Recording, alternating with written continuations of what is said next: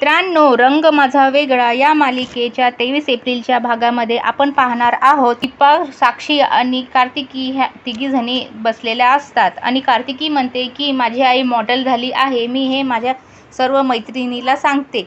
पण दीपा म्हणते नको, मी तर फक्त एकच ॲड केली, कशाला कुणाला काय सांगते. ती म्हणते हो, मी माझी सगळ्या मैत्रिणीला सांगणार की माझी आई मॉडेल आहे, कारण की परीच्या आईने एकही ॲड केली नाही, अशी कार्तिकी दीपाला म्हणते. आणि कार्तिकी ही बाहेर निघून जाते. तेव्हा साक्षी म्हणते व मॅडमचा उत्साह तरी बघ, कशी पळत जाऊन मैत्रिणीला सांगते, अशी म्हणते.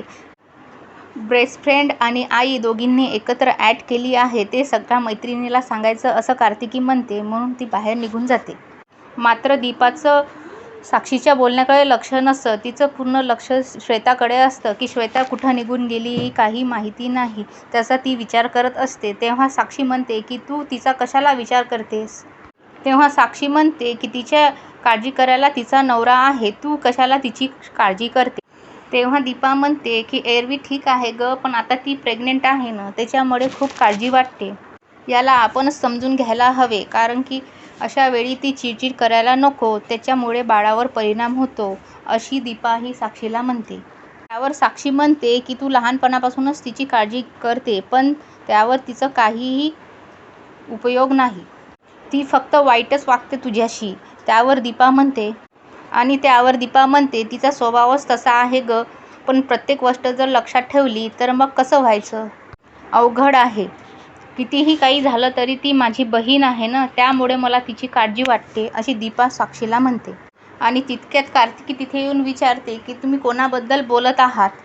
श्वेता आंटीबद्दल का. पण दीपा तिला काहीही सांगत नाही. श्वेता आंटी ही मला भेटली होती, मी तिला टिश्यू पेपर दिला तरी ती माझ्यावर चिडली, अशी कार्तिकी ही दीपाला सांगते.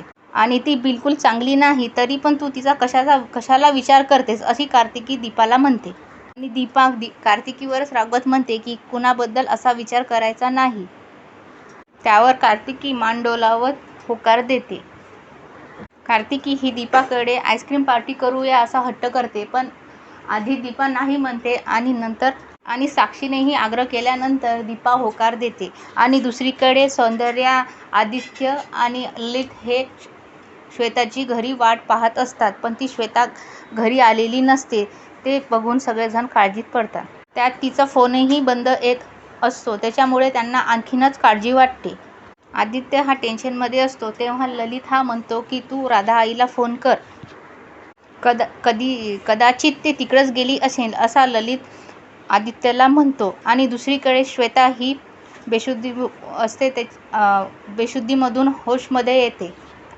श्वेता इकडे शुद्धीत येते आणि राधाही तिला विचारपूस करत म्हणते की आता तुला बरं वाटत आहे ना, मी घरी एक फोन करून सांगते की तू माझ्याकडे आलेली आहेस, त्यांना पण खूप काळजी होत असेल, अशी राधाही श्वेताला म्हणते. पण श्वेता म्हणते काही गरज नाही, त्यांना पण कळू दे माझी किती काळजी करतात ते मला समजलं पाहिजे, तर तू त्यांना फोन करू नकोस. आणि राधाईकडचा सुद्धा फोन ते घेते आणि स्विच ऑफ करून ठेवते. जेव्हा दीपा घर सोडून गेली होती तेव्हा माझ्या सासूने खूप वीट आणला होता, सगळे कामं सोडून ते दीपाला शोधायला जायचे, तर बघूया आता मला शोधतात का काय, माझी किती काळजी करतात ते बघू, असे श्वेता ही राधाईला म्हणते. की सौंदर्या इनामदार ह्या माझ्यासाठी काय काय करतात हे मला बघायचं आहे.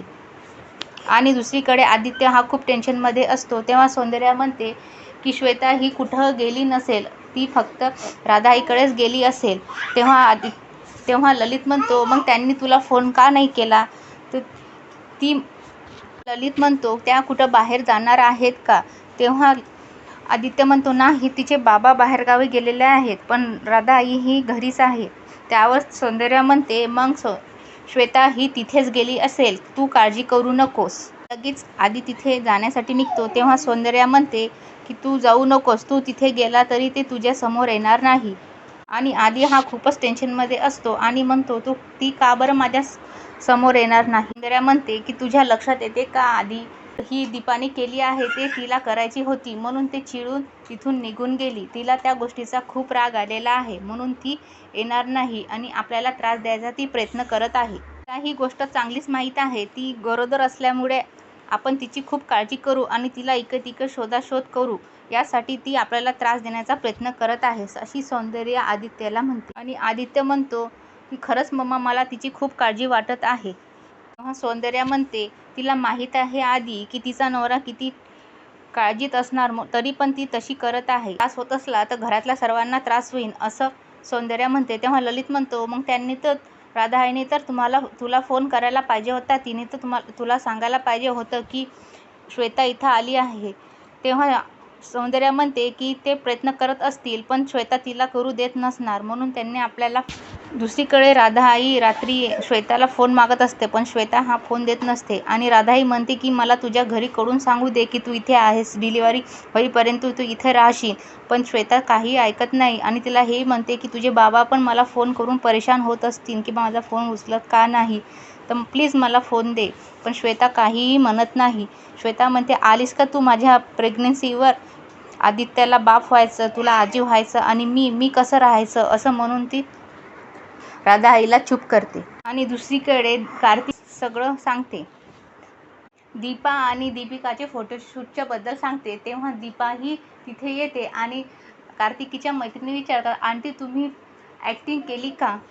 दीपा हो म्हणते. आणि त्यानंतर दीपा ही तिघींना पण शाळेसाठी तयार होण्यासाठी सांगते. नंतर दीपा ही कार्तिकीला शाळेत सोडण्यासाठी जाते. तेव्हा दीपिका ही एकटी आलेली असते. तेव्हा दीपिका म्हणते, नाही, कालपासून श्वेता आंटी ही घरी आली नाही, त्याच्यामुळे घरी सगळे काळजीमध्ये आहेत, म्हणून मला फक्त ड्रायव्हर काकांनी स्कूलला बी काळजीत राहते.